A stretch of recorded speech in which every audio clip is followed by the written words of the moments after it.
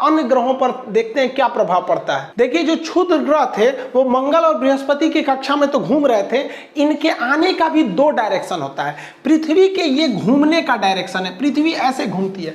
अगर ये पृथ्वी के घूमने के डायरेक्शन में आ रहे हैं, यानी जिधर पृथ्वी घूम रही है उसी डायरेक्शन में आ रहे हैं, तो इन्हें मेटियोर यानी उल्का कहा जाता है। अब चूंकि ये पृथ्वी के डायरेक्शन में घूम रहे हैं, नदी के बहाव में चलेंगे तो आपका स्पीड ज्यादा रहेगा, इस वजह से इनका स्पीड भयानक रहता है। 72 किलोमीटर प्रति सेकंड की रफ्तार से ये पृथ्वी के वायुमंडल में घुसते हैं और जलने लगते हैं। तो याद रखिएगा उल्का उसी को कहेंगे कि वैसा ही क्षुद्र ग्रह जो पृथ्वी के डायरेक्शन में एंट्री मारा है उसी को ही उल्का कहेंगे, और इसकी स्पीड बहुत तेज होती है। देखिए वैसा क्षुद्र ग्रह जो आया तो है यहीं से, लेकिन ये पृथ्वी के डायरेक्शन के विपरीत दिशा में, देखिए ये ऐसे आ रहा है तो ये पृथ्वी के विपरीत दिशा में एंट्री मार रहा है। तो जो पृथ्वी के विपरीत दिशा में एंट्री मारता है उसे हम लोग उल्का नहीं कहते, उसे हम लोग कहते हैं बोलाइट। और बोलाइट का स्पीड कम हो जाता है क्योंकि ये अपोजिट डायरेक्शन से एंट्री मारा है। अब आप वीडियो को रोकिए और आंसर दीजिए कि ज्यादा चमकीला कौन दिखेगा, क्योंकि जैसे एंट्री मारेगा हवाओं के घर्षण से ये जलने लगेगा।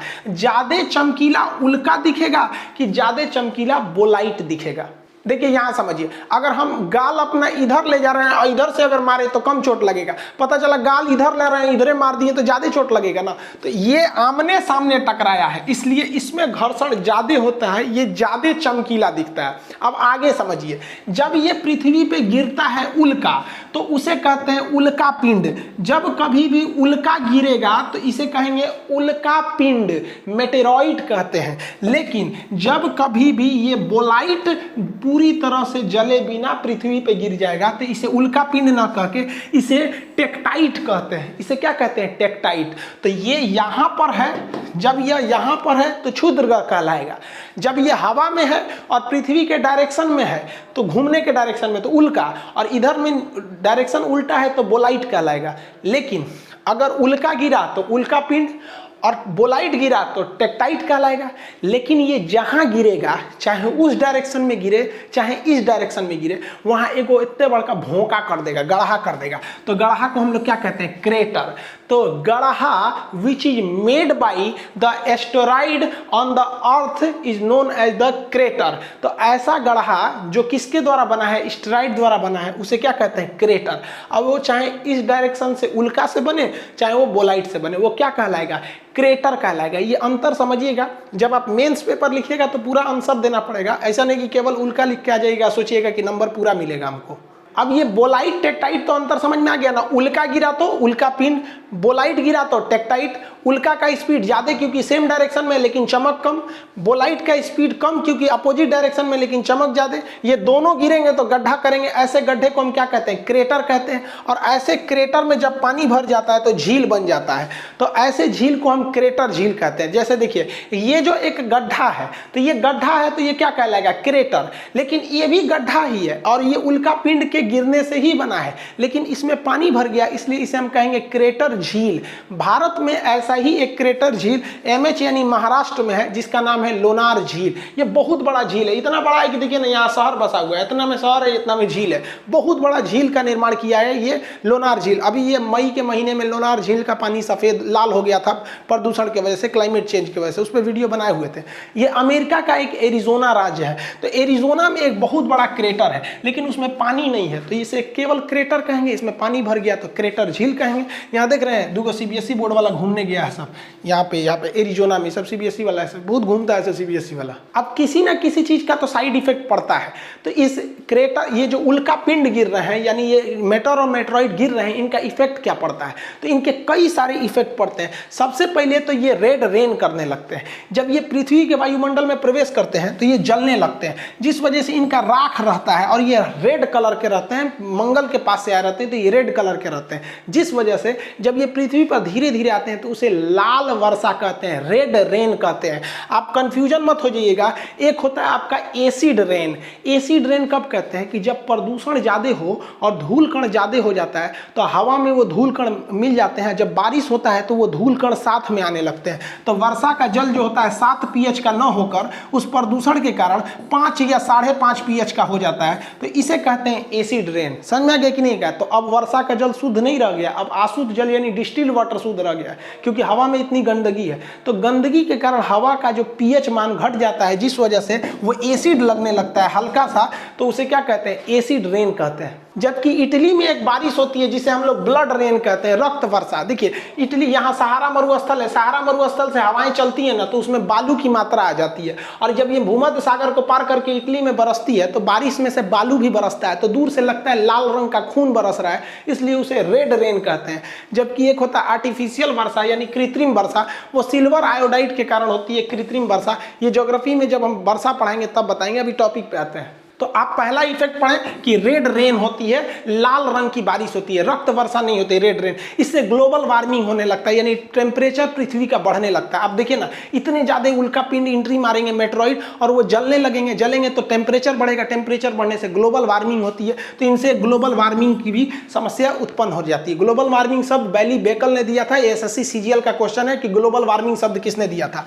अगला, ये जब पृथ्वी पर एंट्री मारते हैं तो जलने के बाद इनका राख पृथ्वी पर रह जाता है, और अगर ये नहीं जले, उल्का पिंड बन के पृथ्वी पे धबाक से गिर गए, तो भी पृथ्वी का मास जो है वो द्रव्यमान बढ़ जाता है, और पृथ्वी का मास बढ़ रहा है, और किसी चीज का जब मास बढ़ता है तो उसकी ग्रेविटेशन पावर बढ़ने लगती है। तो पृथ्वी का गुरुत्वाकर्षण पहले की तुलना में अब ज्यादा बढ़ रहा है, क्योंकि उसकी मास बढ़ रहा है। किसके वजह से? उल्का पिंड के वजह से।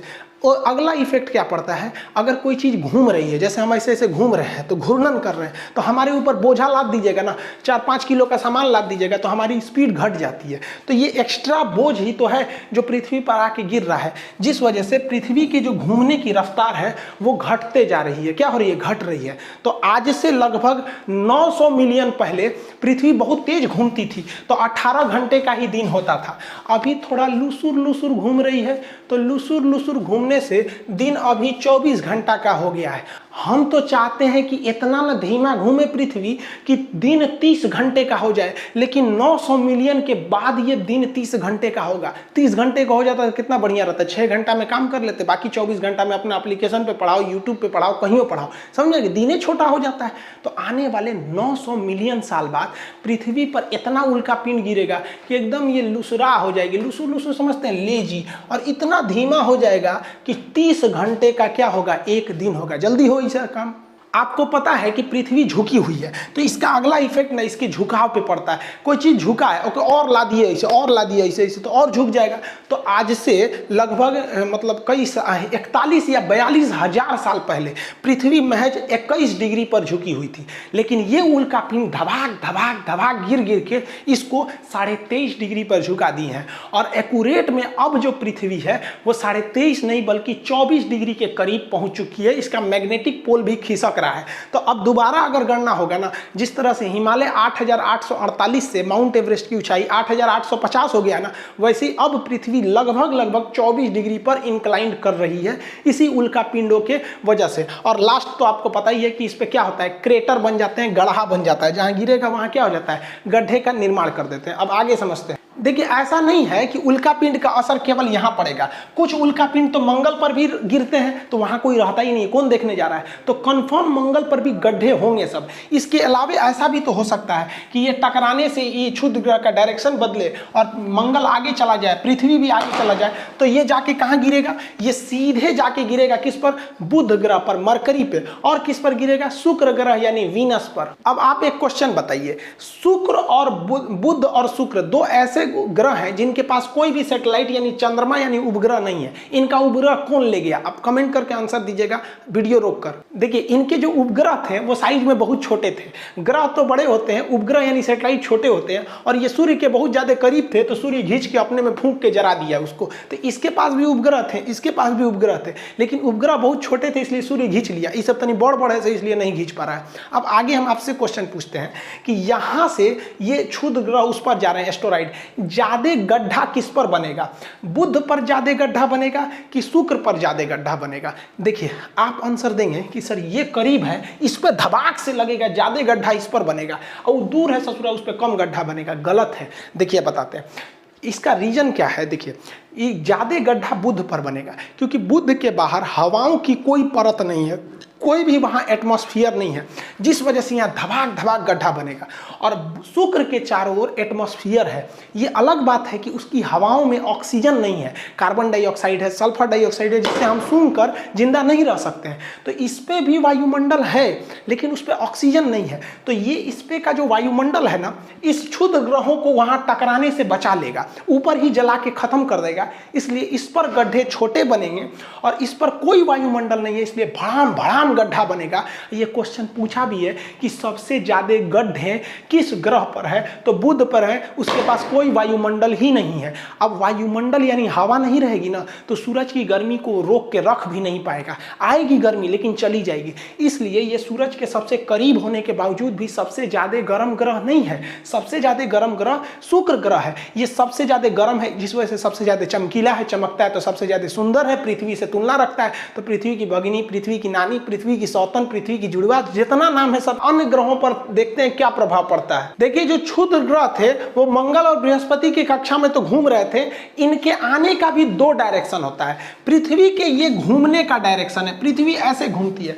अगर ये पृथ्वी के घूमने के डायरेक्शन में आ रहे हैं, यानी जिधर पृथ्वी घूम रही है उसी डायरेक्शन में आ रहे हैं, तो इन्हें मेटियोर यानी उल्का कहा जाता है। अब चूंकि ये पृथ्वी के डायरेक्शन में घूम रहे हैं, नदी के बहाव में चलेंगे तो आपका स्पीड ज्यादा रहेगा, इस वजह से इनका स्पीड भयानक रहता है। 72 किलोमीटर प्रति सेकंड की रफ्तार से ये पृथ्वी के वायुमंडल में घुसते हैं और जलने लगते हैं। तो याद रखिएगा, उल्का उसी को कहेंगे कि वैसा ही क्षुद्र ग्रह जो पृथ्वी के डायरेक्शन में एंट्री मारा है उसी को ही उल्का कहेंगे, और इसकी स्पीड बहुत तेज होती है। देखिए वैसा क्षुद्र ग्रह जो आया तो है यहीं से, लेकिन ये पृथ्वी के डायरेक्शन के विपरीत दिशा में, देखिए ये ऐसे आ रहा है तो ये पृथ्वी के विपरीत दिशा में एंट्री मार रहा है। तो जो पृथ्वी के विपरीत दिशा में एंट्री मारता है उसे हम लोग उल्का नहीं कहते, उसे हम लोग कहते हैं बोलाइट। और बोलाइट का स्पीड कम हो जाता है क्योंकि ये अपोजिट डायरेक्शन से एंट्री मारा है। अब आप वीडियो को रोकिए और आंसर दीजिए कि ज्यादा चमकीला कौन दिखेगा, क्योंकि जैसे एंट्री मारेगा हवाओं के घर्षण से ये जलने लगेगा। ज्यादा चमकीला उल्का दिखेगा कि ज्यादा चमकीला बोलाइट दिखेगा। देखिए यहां समझिए, अगर हम गाल अपना इधर ले जा रहे हैं और इधर से अगर मारे तो कम चोट लगेगा, पता चला गाल इधर ले रहे हैं इधरे मार दिए तो ज्यादा चोट लगेगा ना। तो ये आमने सामने टकराया है, इसलिए इसमें घर्षण ज्यादा होता है, ये ज्यादा चमकीला दिखता है। अब आगे समझिए, जब ये पृथ्वी पे गिरता है उल्का तो उसे कहते हैं उल्का पिंड। जब कभी भी उल्का गिरेगा तो इसे कहेंगे उल्का पिंड, मेटेरॉइड कहते हैं। लेकिन जब कभी भी ये बोलाइट पूरी तरह से जले बिना पृथ्वी पे गिर जाएगा तो इसे उल्का पिंड ना कह के इसे टेक्टाइट कहते हैं। इसे क्या कहते हैं? टेक्टाइट। तो ये यहाँ पर है, जब यह यहाँ पर है तो क्षुद्र ग्रह कहलाएगा। जब ये हवा में है और पृथ्वी के डायरेक्शन में है तो घूमने के डायरेक्शन में तो उल्का, और इधर में डायरेक्शन उल्टा है तो बोलाइट कहलाएगा। लेकिन अगर उल्का गिरा तो उल्का पिंड और बोलाइट गिरा तो टेक्टाइट कहलाएगा। लेकिन ये जहां गिरेगा, चाहे उस डायरेक्शन में गिरे चाहे इस डायरेक्शन में गिरे, वहां एगो इतने बड़का भोंका कर देगा, गड़हा कर देगा। तो गड़हा को हम लोग क्या कहते हैं? क्रेटर।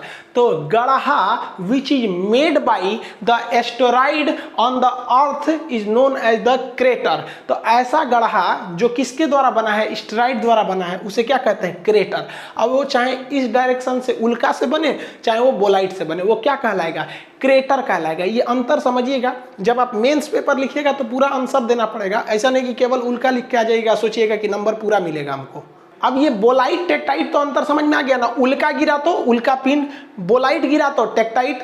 उल्का का स्पीड ज्यादा क्योंकि सेम डायरेक्शन में लेकिन चमक कम, बोलाइट का स्पीड कम क्योंकि अपोजिट डायरेक्शन में लेकिन चमक ज्यादा। ये दोनों गिरेंगे तो गड्ढा करेंगे, ऐसे गड्ढे को हम क्या कहते हैं? क्रेटर कहते हैं। और ऐसे क्रेटर में जब पानी भर जाता है तो झील बन जाता है, तो ऐसे झील को हम क्रेटर झील कहते हैं। जैसे देखिए ये जो एक गड्ढा है, तो ये गड्ढा है तो ये क्या कहलाएगा? क्रेटर। लेकिन ये भी गड्ढा ही है और ये उल्का पिंड के गिरने से ही बना है, लेकिन इसमें पानी भर गया इसलिए इसे हम कहेंगे क्रेटर झील। भारत में ऐसा ऐसा ही एक क्रेटर झील MH यानी महाराष्ट्र में है, जिसका नाम है लोनार झील। ये बहुत बड़ा झील है, इतना बड़ा है कि देखिए ना यहाँ शहर बसा हुआ है, इतना में शहर है, इतना में झील है। बहुत बड़ा झील का निर्माण किया है ये लोनार झील। अभी ये मई के महीने में लोनार झील का पानी सफेद लाल हो गया था प्रदूषण की वजह से, क्लाइमेट चेंज की वजह से, उस पर वीडियो बनाए हुए थे। ये अमेरिका का एक एरिजोना राज्य है। तो एरिजोना में एक बहुत बड़ा क्रेटर है, लेकिन उसमें पानी नहीं है, तो इसे केवल क्रेटर कहेंगे। इसमें पानी भर गया तो क्रेटर झील कहेंगे। यहाँ देख रहे हैं 2 CBSE बोर्ड वाला घूमने गया है सब, यहाँ पे एरिजोना में सब CBSE वाला है, बहुत घूमता है CBSE वाला। अब किसी ना किसी चीज का तो साइड इफेक्ट पड़ता है। तो इस क्रेटर, ये जो उल्का पिंड गिर रहे हैं, यानी ये मेटेर और मेटेरॉइड गिर रहे हैं, इनका इफेक्ट क्या पड़ता है? तो इनके कई सारे इफेक्ट पड़ते हैं। सबसे पहले तो ये रेड रेन करने लगते हैं। जब ये पृथ्वी के वायुमंडल में प्रवेश करते हैं तो ये जलने लगते हैं, जिस वजह से इनका राख रहता है और ये रेड कलर के रहते हैं। मंगल के पास से आए रहते हैं तो ये रेड कलर के रहते हैं, जिस वजह से जब ये पृथ्वी पर धीरे धीरे आते हैं तो उसे लाल वर्षा कहते हैं, रेड रेन कहते हैं। आप कंफ्यूजन मत हो जाइएगा। एक होता है आपका एसिड रेन।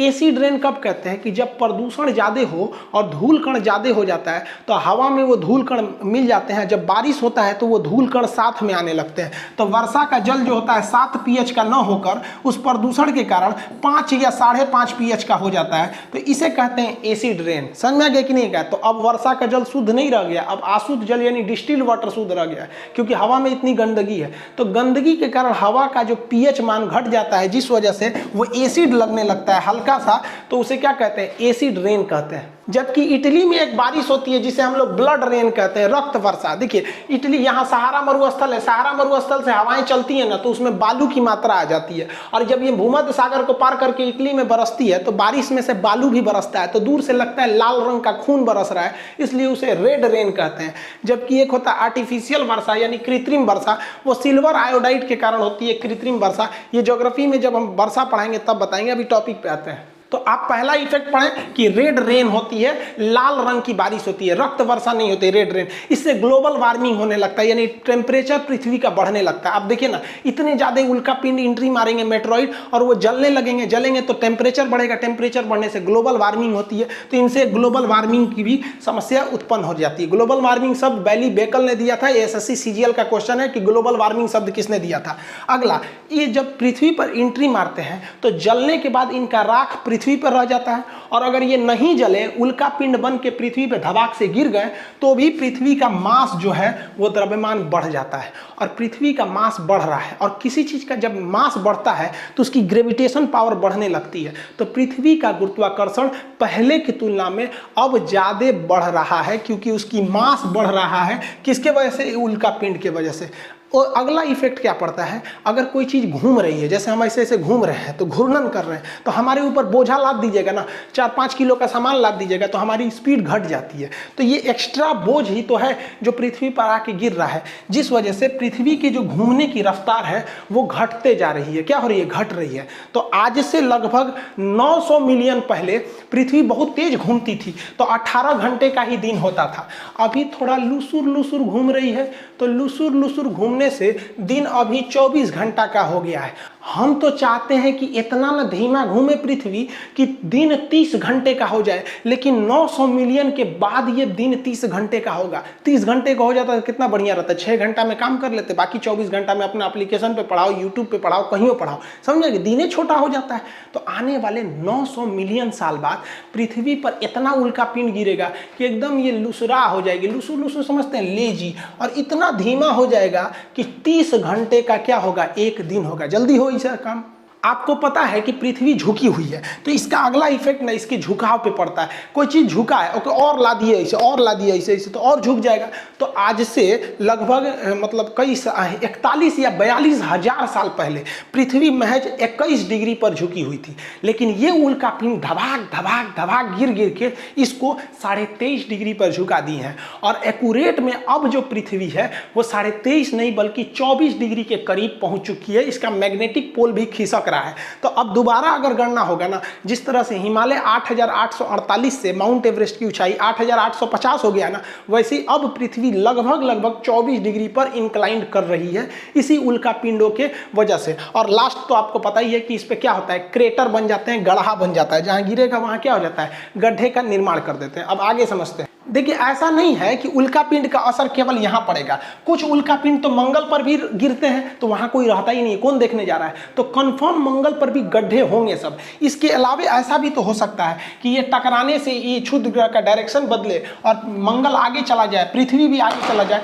तो ये जाके कहां गिरेगा, ये सीधे जाके गिरेगा किस पर, बुध ग्रह पर, मरकरी पे, और किस पर गिरेगा, शुक्र ग्रह यानी वीनस पर। अब आप एक क्वेश्चन बताइए, शुक्र और बुध और शुक्र दो ऐसे ग्रह हैं जिनके पास कोई भी सैटेलाइट यानी चंद्रमा यानी उपग्रह नहीं है, इनका उपग्रह कौन ले गया, आप कमेंट करके आंसर दीजिएगा वीडियो रोककर। देखिए इनके जो उपग्रह थे वो साइज में बहुत छोटे थे, ग्रह तो बड़े होते हैं, उपग्रह यानी सैटेलाइट छोटे होते हैं, और ये सूर्य के बहुत ज्यादा करीब थे तो सूर्य घींच के अपने में फूंक के जरा दिया उसको, तो इसके पास भी उपग्रह थे, इसके पास भी उपग्रह थे, लेकिन उपग्रह बहुत छोटे थे इसलिए सूर्य घींच लिया, ये सब तनी बड़ बड़ है इसलिए नहीं घींच पा रहा है। अब आगे हम आपसे क्वेश्चन पूछते हैं कि यहां से ये क्षुद्र ग्रह उस पर जा रहे हैं एस्टेरॉइड, ज्यादा गड्ढा किस पर बनेगा, बुध पर ज्यादा गड्ढा बनेगा कि शुक्र पर ज्यादा गड्ढा बनेगा। देखिए आप आंसर देंगे कि सर ये करीब है, इस पर धबाक से लगेगा, ज्यादा गड्ढा इस पर बनेगा, और दूर है ससुरा उस पर कम गड्ढा बनेगा। गलत है, देखिए बताते हैं इसका रीजन क्या है। देखिए ये ज्यादा गड्ढा बुध पर बनेगा क्योंकि बुध के बाहर हवाओं की कोई परत नहीं है, कोई भी वहाँ एटमॉस्फेयर नहीं है, जिस वजह से यहाँ धबाक धबाक गड्ढा बनेगा। और शुक्र के चारों ओर एटमॉस्फेयर है, ये अलग बात है कि उसकी हवाओं में ऑक्सीजन नहीं है, कार्बन डाइऑक्साइड है, सल्फर डाइऑक्साइड है, जिससे हम सूंघकर जिंदा नहीं रह सकते हैं। तो इस पे भी वायुमंडल है लेकिन उस पर ऑक्सीजन नहीं है, तो ये इस पे का जो वायुमंडल है ना, इस क्षुद्र ग्रहों को वहाँ टकराने से बचा लेगा, ऊपर ही जला के खत्म कर देगा, इसलिए इस पर गड्ढे छोटे बनेंगे और इस पर कोई वायुमंडल नहीं है, इसलिए भड़ाम भड़ाम गड्ढा बनेगा। ये क्वेश्चन पूछा भी है कि सबसे ज्यादा गड्ढे किस ग्रह पर है, तो बुध पर है, उसके पास कोई वायुमंडल ही नहीं है। अब वायुमंडल यानी हवा नहीं रहेगी ना, तो सूरज की गर्मी को रोक के रख भी नहीं पाएगा, आएगी गर्मी लेकिन चली जाएगी। इसलिए ये सूरज के सबसे करीब होने के बावजूद भी सबसे ज्यादा गर्म ग्रह नहीं है, सबसे ज्यादा गर्म ग्रह शुक्र ग्रह है। ये सबसे ज्यादा गर्म है, जिस वजह से सबसे ज्यादा चमकीला है, चमकता है, तो सबसे ज्यादा सुंदर है, पृथ्वी से तुलना रखता है, तो पृथ्वी की भगिनी, पृथ्वी की नानी, पृथ्वी की सौतन, पृथ्वी की जुड़वा, जितना नाम है सब